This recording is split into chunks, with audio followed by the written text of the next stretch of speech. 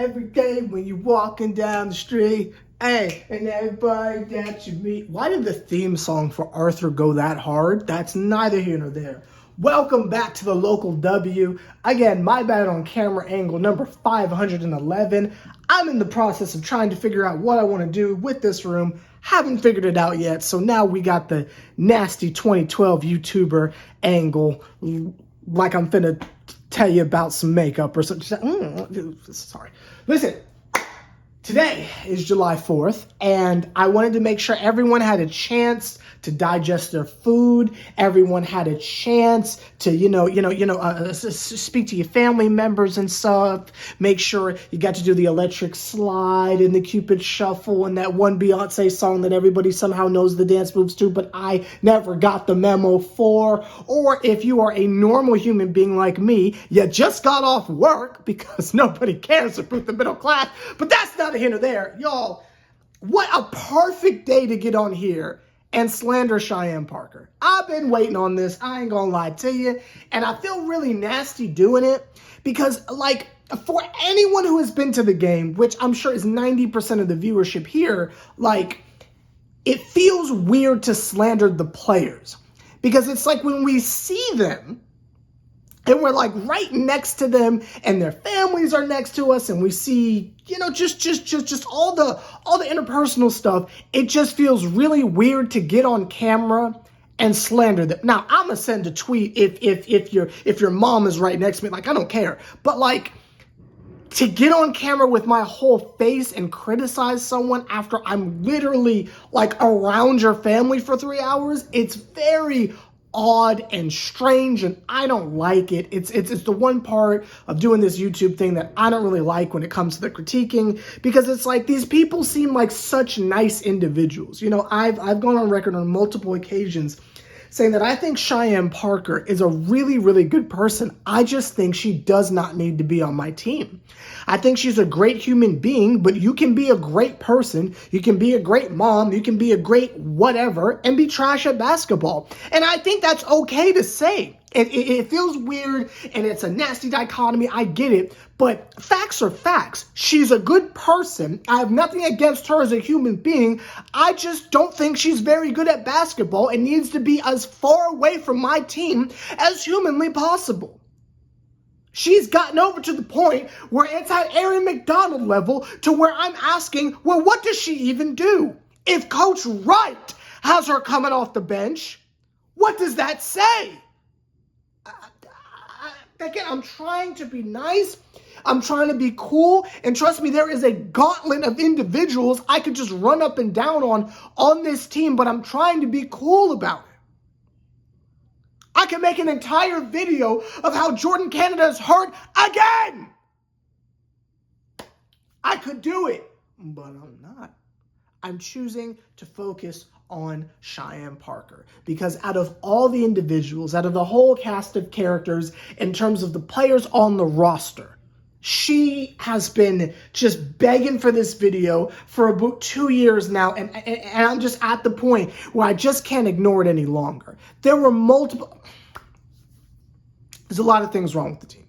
There's a lot of things wrong with the team, and we've gone over it ad nauseum. We're not going to do another Tanisha Wright video. I'm just, if you follow me on Twitter, you know that our offensive schemes have gotten so predictable that I was able to, in real time, tell you what we were going to do on offense and how the ball was going to get turned over. I was literally just cycling back to the weakness of the Kennedy Carter versus Jordan Canada matchup and how it would immediately go to a Haley Jones turnover or giving the grenade over to Alicia Gray to save us. And that was during the time period that everyone just forgot Tina Charles is unguardable. But one of the main things that I found the most irritating, because everything I just mentioned can honestly be traced back to Coach Wright. One of the main things that I really wanted to just make a whole video on is Cheyenne Parker. And the fact that at this point, I don't know what she does positive for the team.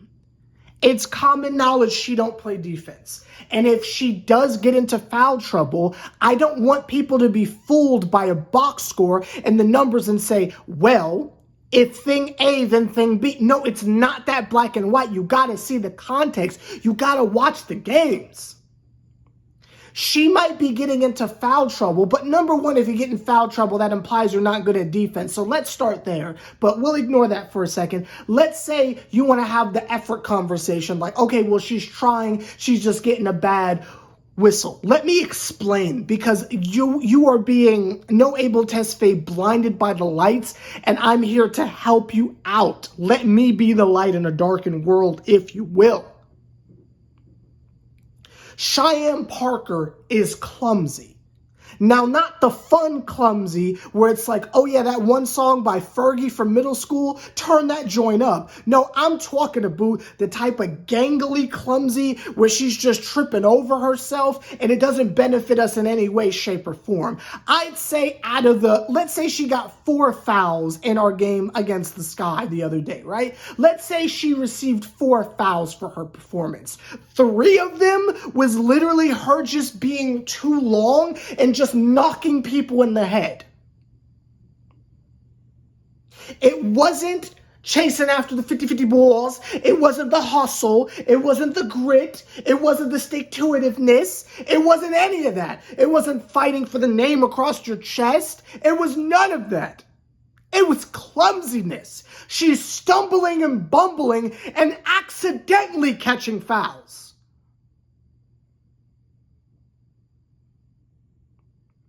But okay, she's an all-star. She's an all-star. She's an all-star. She's an all-star. Cool. Let's investigate that for a second. How many times have you been watching the game and you're screaming at the TV saying, ah, gaga, why is she shooting the ball? Get down in the paint. I'm going to take it a step further again because you know how I feel about Coach Wright. There are times where I would not only be watching the game on telly, but I'm telling you, I'm sitting there a couple feet away from the bench and I am watching Coach Wright scream, go in the paint. But she refuses. Now, again, there could be multiple reasons for this. Maybe she has some injury history and she's afraid that if she goes down there, she's going to get hurt again by someone carelessly careening into people because that's what she does to other people and she doesn't want the same thing to happen to her. Or maybe she just knows that there are more important things than getting hurt in a basketball game. I don't know. I can't speak for her. I can't read her mind. I don't know her experience and I'm not going to talk over them. I can simply make assumptions based on what I'm watching. And what I'm watching is someone who is clearly a post player who just has a case of the Jokic's or something and just feels that like she wants to be Stewie so bad. She wants to be Elena Deladon so bad. But you're not. You're Cheyenne Parker. And again, I feel like I can critique her as a basketball player and not send shots at her as a person. Because as a person, she seems like a nice lady. But you are not a very good basketball player at this point, and I don't want you on my team. If LA is good enough to play in Paris, I want to know why you're getting playing time over her if Coach Wright doesn't even think you're good enough to start. Is it a contract thing? What is it, the Braves? Tell me what it is. Tell me what it is and help you find a solution. Because I'll tell you something. I'll tell you something that it's giving. I'll tell you something that it's really, really giving.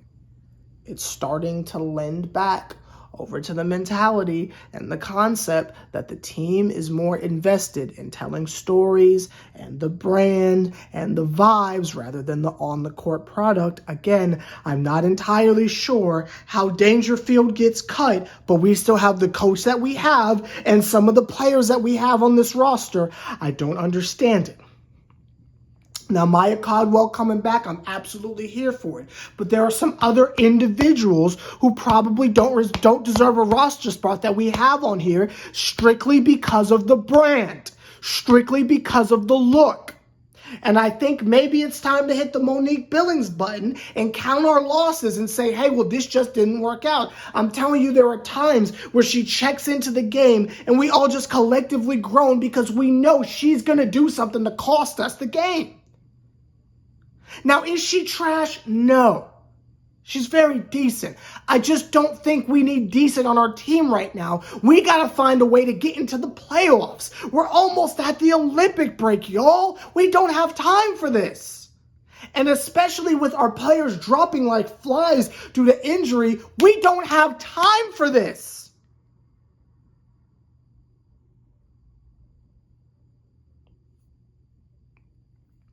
But I won't go any further because I get really uncomfortable critiquing people who I think are cool as individuals. Like, I think Tina Charles is amazing. I love her. She's great. So I don't really critique her game that much like I used to. And also, there's nothing negative to say. She's playing incredible. There's nothing negative to say about her. But I think Cheyenne Parker is a great lady. I just do not think she's a good fit on the basketball team. And I think at some point, the Atlanta brass need to come together and say, and I've been calling for this for quite some time, what is more important, the brand of the team or the on-the-court product? And I pray that sometime this season, we get to the point where the on-the-court product is more important than the look.